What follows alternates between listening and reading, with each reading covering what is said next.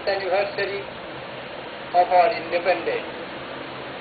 I extend warm greetings to you and to all Indians around the world.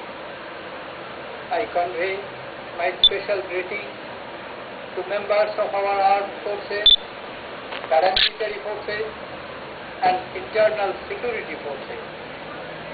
I also congratulate all our sportspersons who have participated and won laurels in the recently concluded Commonwealth Games held at Glasgow.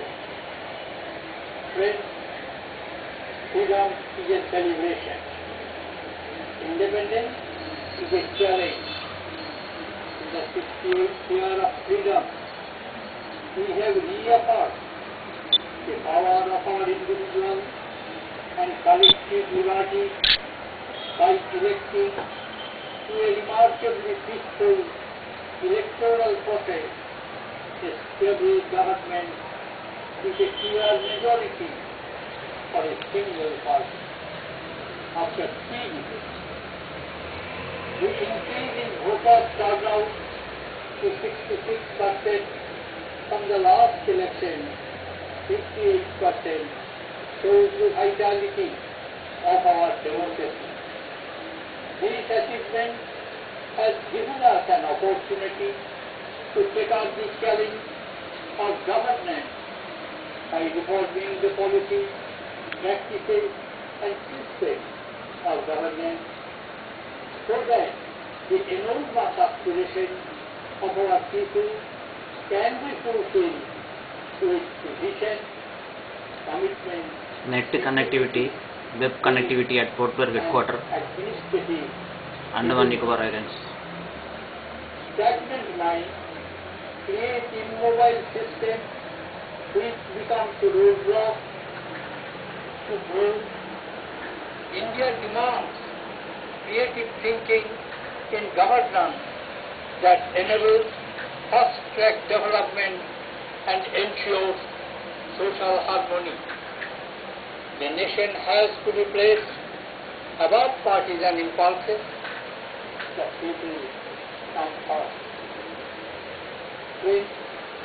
In a democracy, good governance is exercise of power for efficient and effective management of our economy and social resources for the truth.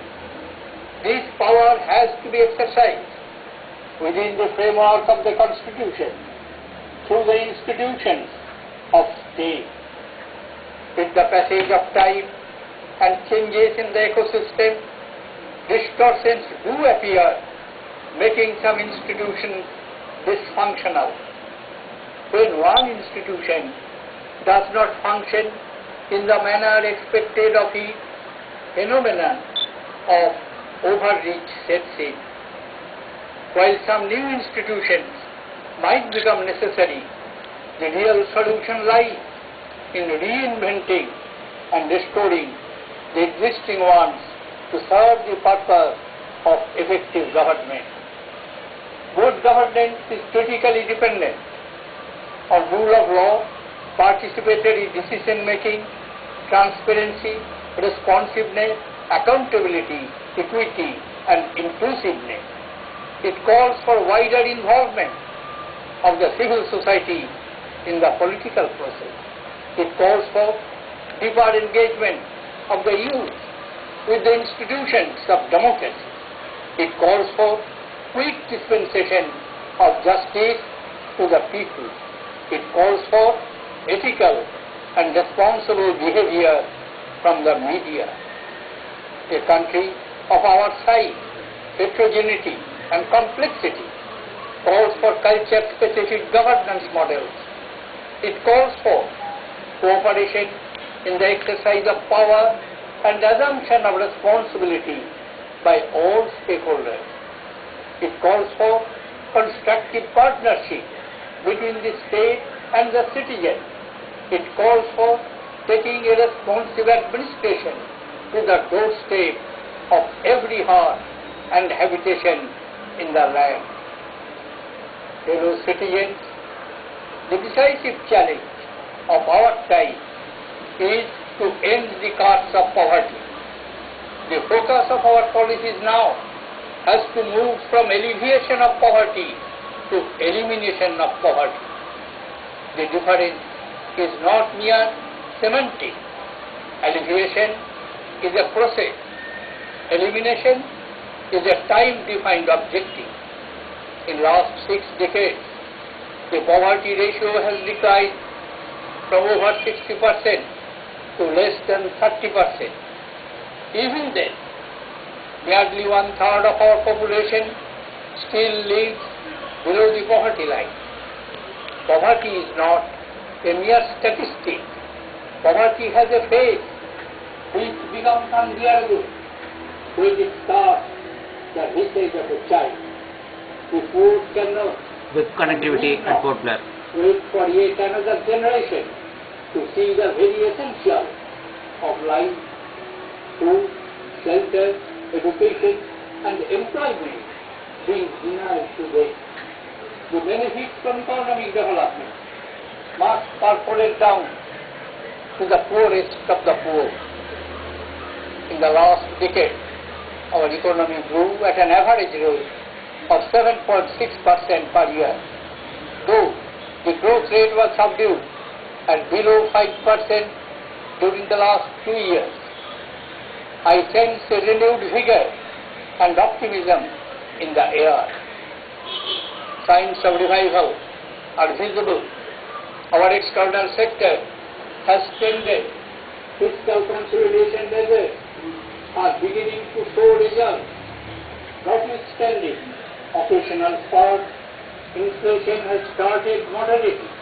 However, food prices still remain a matter of serious concern.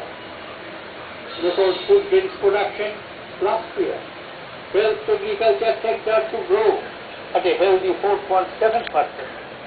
Employment has increased by an average of about 4% per year in the last decade. Manufacturing sector is on the rebound.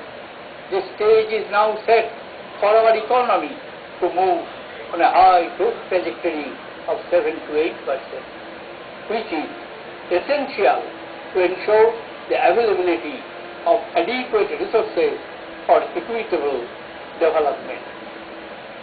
Fellow citizens, economy is the material part of development. Education is the essential part of it.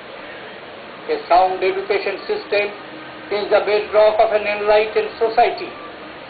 It is the bounden duty of our educational institutions to provide quality education and inculcate the core civilizational values of love for motherland, compassion for all, tolerance for pluralism, respect for women, performance of duty, honesty in life, self-restraint in conduct, responsibility in action, and discipline in young minds.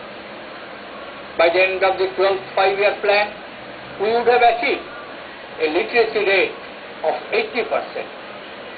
But would we be able to say that we have provided quality education and skills to our children to be good citizens and successful professionals? Fellow citizens, our thoughts are influenced by our environment.